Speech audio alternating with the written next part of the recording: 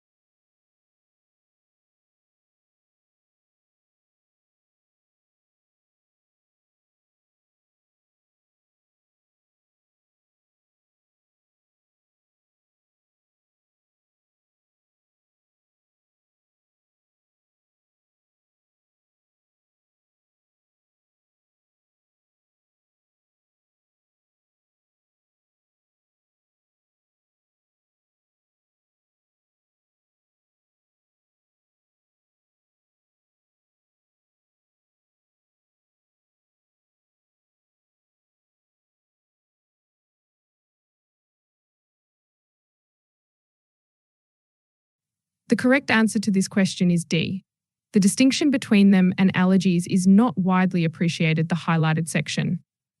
People say they are allergic to a substance because it brings about some kind of adverse reaction in their bodies, some of which can be severe and may resemble true allergic reactions, but unless the immune system itself is directly involved, experts categorize it as intolerance. Therefore, the correct answer is D.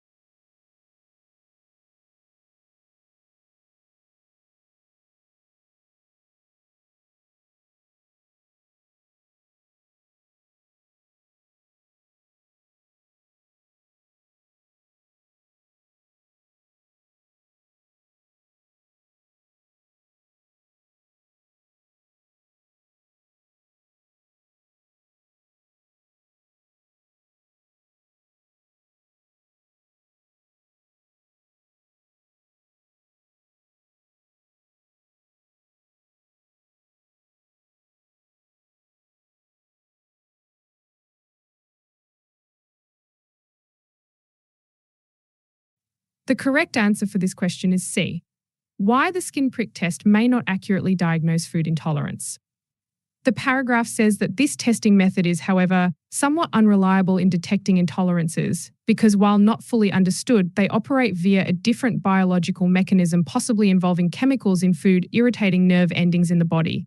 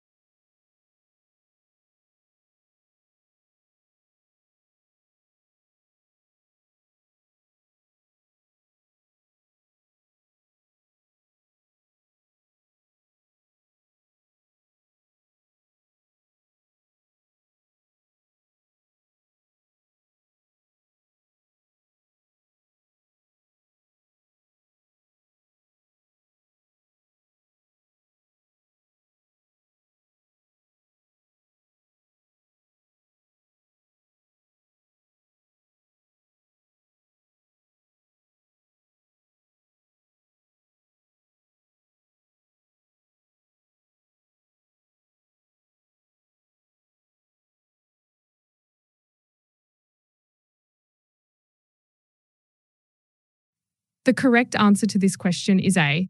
The factors triggering an allergic reaction still remain unclear. The paragraph says that the mechanisms that provoke an allergy remain a grey area. Sauter says it's like throwing a match into a fireworks factory. Hit the right place and you set off a chain reaction. Miss it and the match just fizzles out. That difference between lighting up or fizzling out isn't well understood.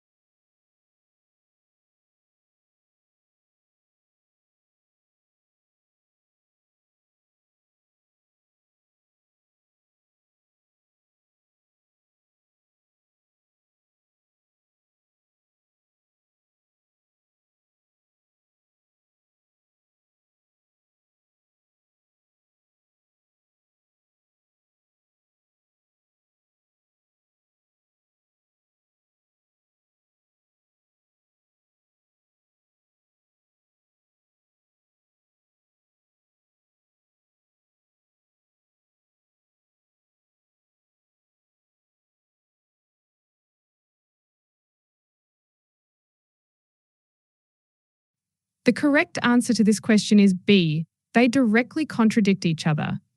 The paragraph reads that, broadly speaking, Dr. Sauter says the ideal recipe for a food allergy is to be born of allergic parents and then to have a high exposure to an allergenic foodstuff.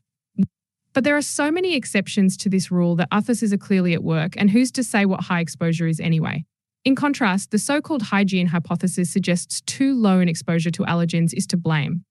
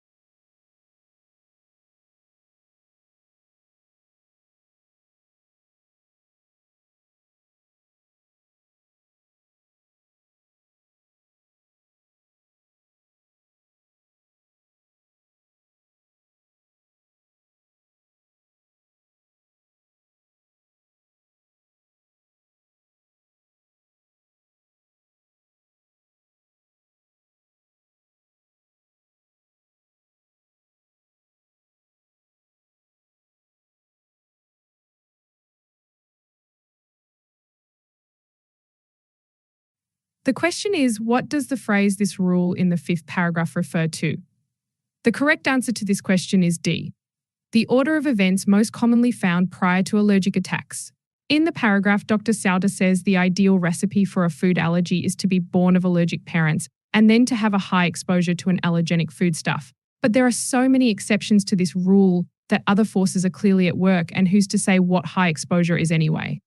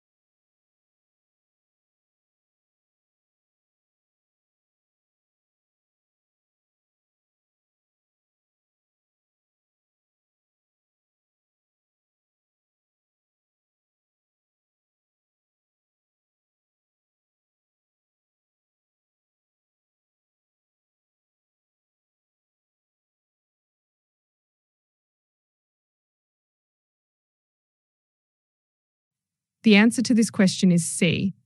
It may be avoidable if certain precautions are taken.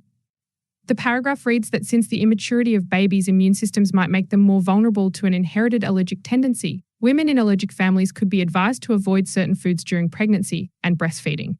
It is possible, though, that some allergies or intolerances are purely imaginary, and this can also have consequences for children. One US study found that parents sometimes avoided foods to which they erroneously believed their children were allergic, occasionally leaving the children severely underfed.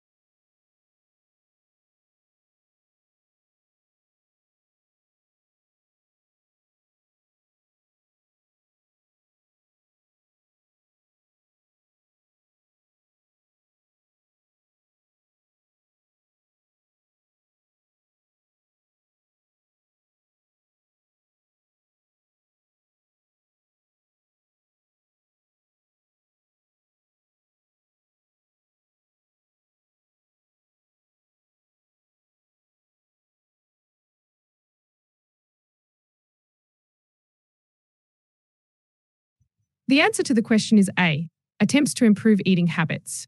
Reading the highlighted section of the paragraph. Anecdotally though, some experts say that staying off processed foods resolves the problem in a significant number of cases.